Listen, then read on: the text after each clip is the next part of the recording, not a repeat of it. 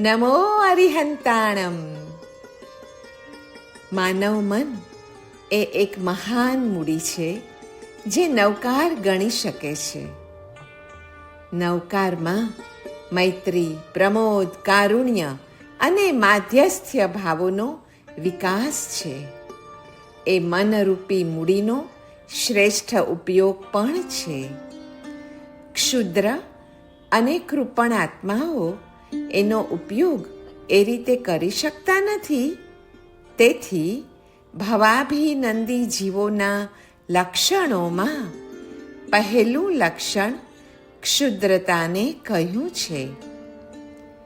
માનવ મનરૂપી અમૂલ્ય મૂડીને જ્યાં સુધી અન્યના હિતચિંતનમાં, અન્યના ગુણની ઉપબૃહણામાં, દુઃખની કરુણામાં કે અન્યના પાપના માધ્યસ્થ્યમાં જીવને ઉપયોગ કરવાની વૃત્તિ ન થાય ને, ત્યાં સુધી એમ સમજવું જ જોઈએ કે હજુ આપણા હૃદયમાં ઠાંસી ઠાંસીને પેલી ક્ષુદ્રતા ભરેલી છે.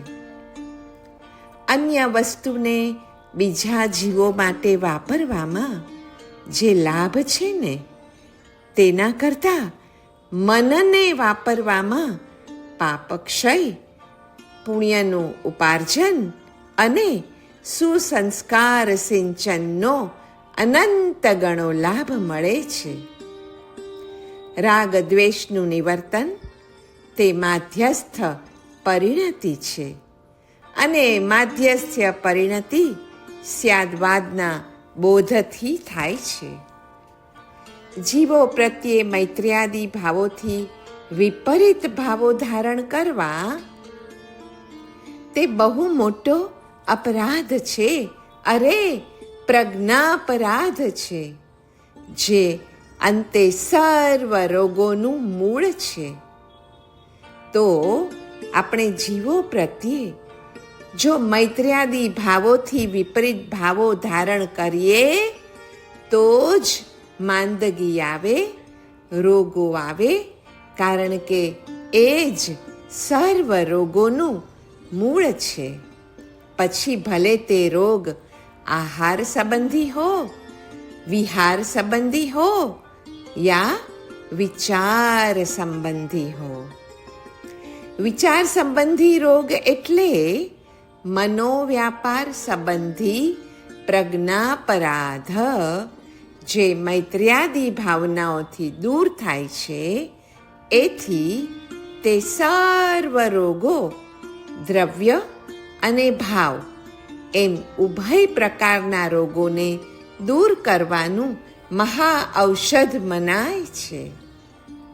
આપણું નાનું બાળક જ્યારે માંદું થાય ને, ત્યારે આપણે કેવી કરુણાથી તેની સેવા કરીએ. હા, કોઈ પણ માતા કરુણાથી જ બાળની સેવા કરે.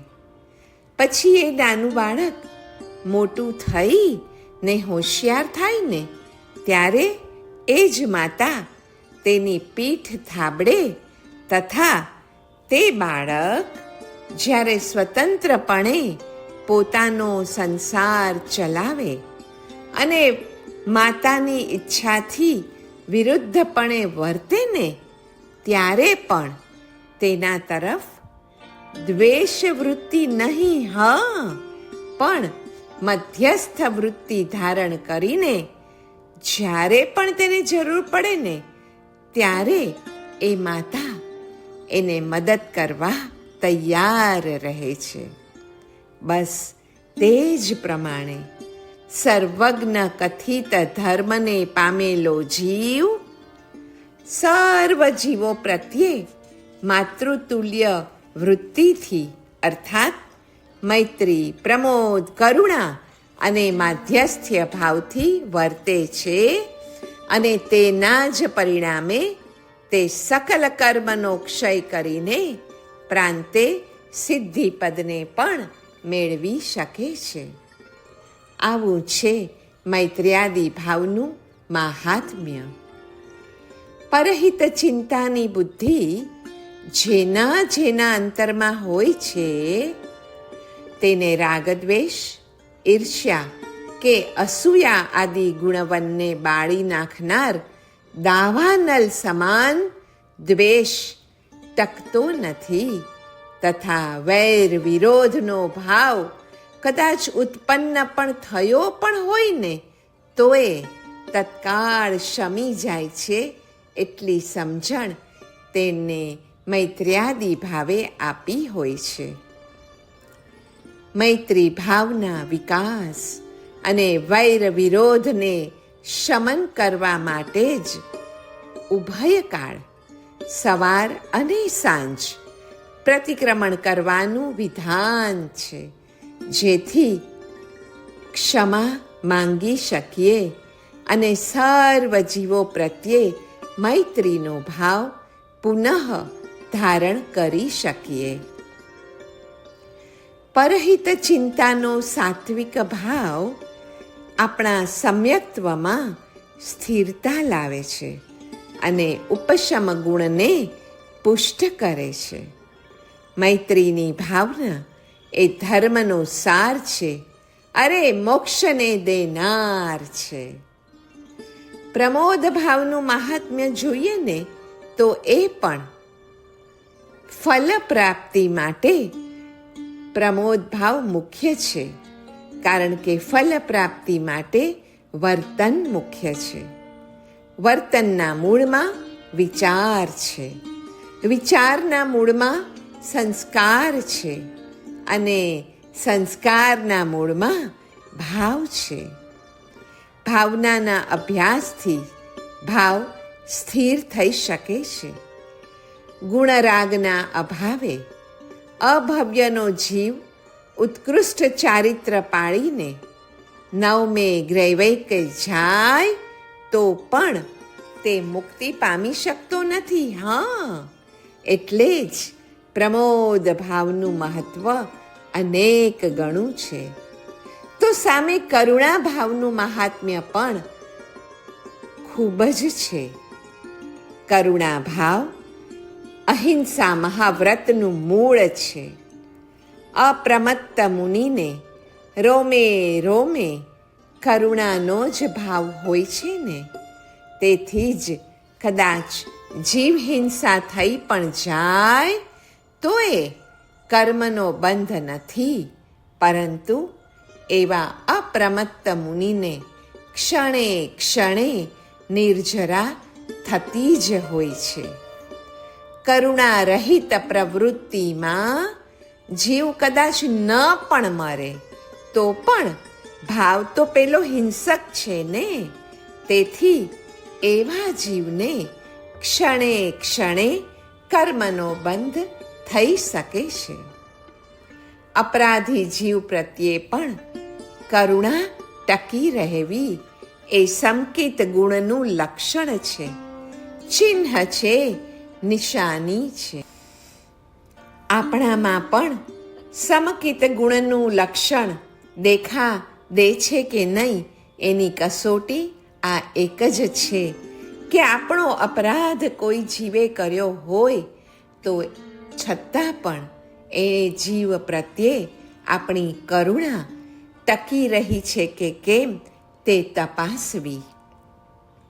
દીનહીન જીવને દેખીને જેના હૃદયમાં કરુણા ઉત્પન્ન ન થાય તેના અંતરમાં ધર્મ વસ્યો જ નથી એમ ખાતરીથી માનો. અનુકંપા અને અભયદાન એ ધર્મમાં દ્રઢતા લાવનારા બે મોટા ગુણો છે.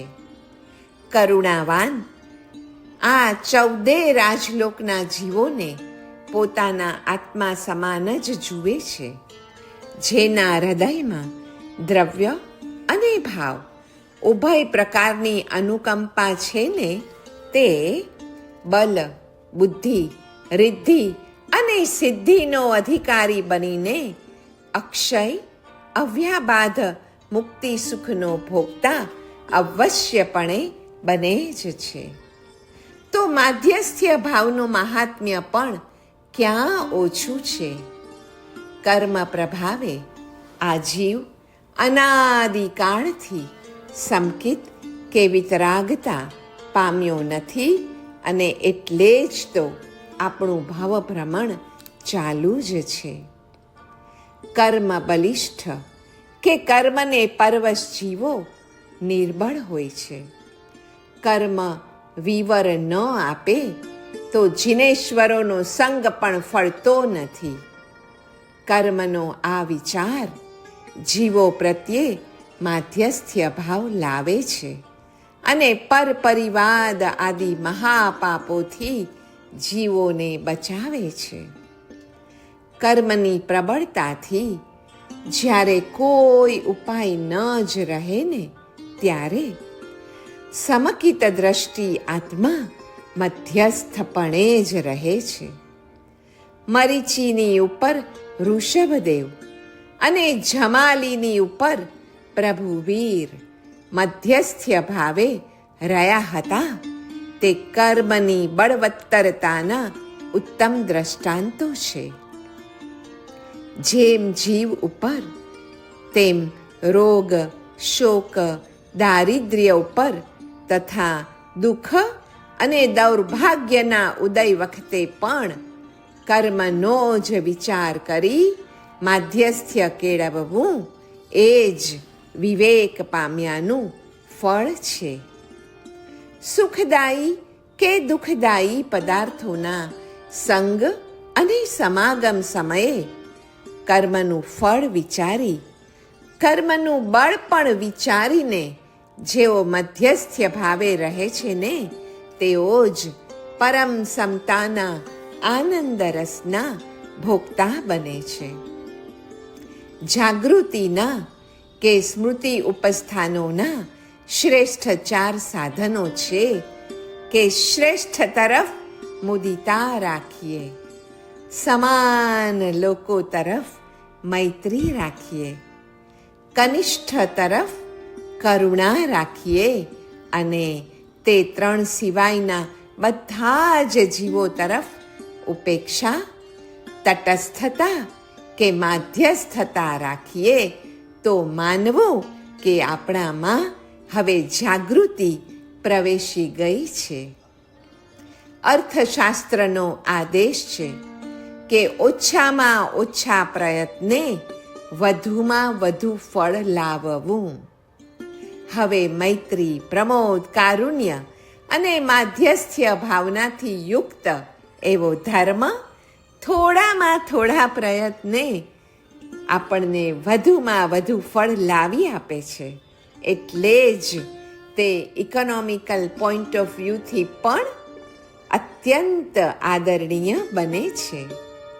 જેને જીવ માત્ર પ્રત્યે મૈત્રી ભાવ જાગ્રત થયો નથી તે ધર્મ પામવાને લાયક પણ કેમ કરીને ગણાય. જ્યાં મૈત્રી નથી ત્યાં તેથી પ્રતિપક્ષ એવી અમૈત્રી રહેલી છે એમ જરૂર માનો. અમૈત્રી એ કર્મને આવવા માટેનું ખુલ્લું દ્વાર છે, આશ્રવ છે, અને આશ્રવ એ તો સંસારનો જ હેતુ છે. અમૈત્રી રૂપી આશ્રવથી બચવા માટે મૈત્રી ભાવને પાપ પ્રતિઘાત અને ગુણ બીજાધાનનું પરમ કારણ શાસ્ત્રોએ માન્યું છે. જગતની વિભૂતિઓના કેન્દ્ર સ્થાને શા માટે સિદ્ધચક્ર ભગવાન છે? કારણ કે સિદ્ધચક્રના કેન્દ્રમાં અરિહંત છે.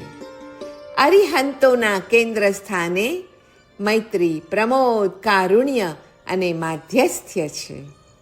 આ 4 ભાવના જેટલી ઊંચી એટલી જ ઊંચી સમૃદ્ધિઓ ભાવકના, સાધકના, આરાધકના પગમાં આવીને આળોટે છે.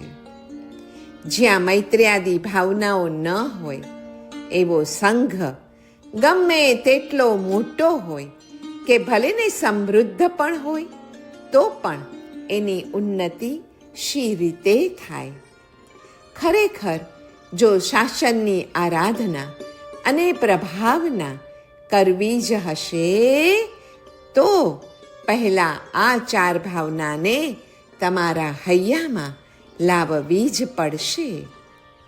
બધી જ બાહ્ય ક્રિયાઓ ઘણી ઉપયોગી જ છે, પણ શેને માટે? ઉત્તર છે અંદર લઈ જવા માટે. તપ, ત્યાગ, જ્ઞાન બધું જ હોવા છતાં આપણામાં ખૂટે છે શું? ખૂટે છે મૂળભૂત આ મૈત્ર્યાદિની વૃત્તિઓ. એના વિના ઈર્ષ્યા, તેજોદ્વેષ, અસહિષ્ણુતા, સ્વાર્થભાવ વગેરેને લીધે સાચી ધર્મક્રિયા થઈ શકતી નથી અને એ બધી જ બાહ્ય ક્રિયાઓ અંતે ફળવતી બનતી નથી. પ્રજ્ઞા અને કરુણાનો અવિનાભાવ સંબંધ છે. આપણને ખબર નથી, પણ પ્રજ્ઞા અને કરુણા બંને સાથે ચાલે છે. They go hand in hand. પ્રજ્ઞાને જો શરીર કહીએ ને તો કરુણાને તેની ક્રિયા અથવા તો હિલચાલ કહી શકાય. વાસ્તવિક પ્રજ્ઞા અંતરદ્રષ્ટિ રૂપ છે.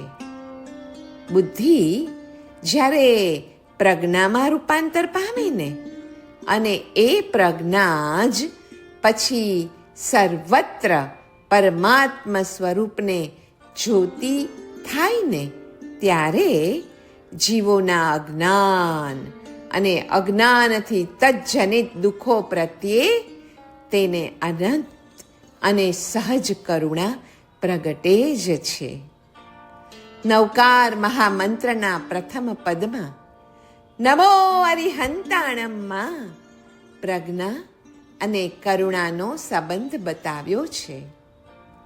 અરિહમ પદ પ્રજ્ઞાને પ્રગટાવે છે અને તેને નમસ્કાર કરવાનો ભાવ આપણી અંદર રહેલા કરુણા ભાવને વિકસાવે છે. કરુણાર્દ્ર આત્મા જ અરિહંતોને ભાવથી નમી શકે. બીજી રીતે અરિહંતોને થતો ભાવ નમસ્કાર પ્રજ્ઞા અને કરુણાનો એક સાથે જ વિકાસ કરે છે. યમ અને નિયમ દ્વારા સાધકનું જીવન મૈત્રી અને કરુણાથી સમૃદ્ધ બનતું હોય છે. તો એટલે જ યોગનિષ્ઠ થવાનો આદેશ છે.